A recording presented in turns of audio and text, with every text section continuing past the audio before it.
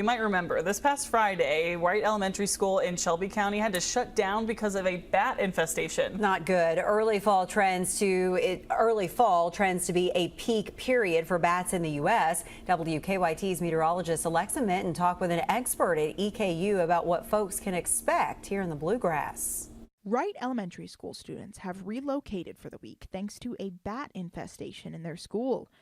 According to a statement issued by Shelby County Schools, the school has moved elementary students to Southside Elementary as they navigate the eviction of bats.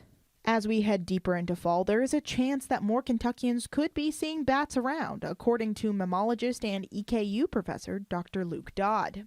Here in Kentucky, this being a fairly temperate kind of middle portion of the United States and North America, this is a home that a lot of bats actually seek out during the wintertime. Bats tend to be most active between the months of March through November, and right now many bats are looking to find a place to hibernate for the winter, leading some of the confused furry flyers into schools and even people's homes.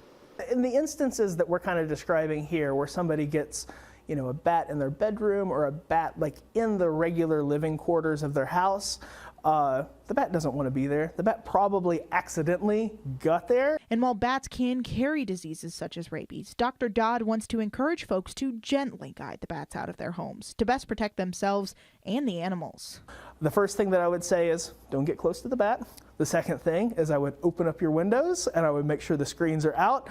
The next thing is I would close all the doors, and I would at that point contact Kentucky Department of Fish and Wildlife and or Animal Control and see if you might need to have somebody come in and remove that bat. In Lexington, Alexa Minton, WKYT.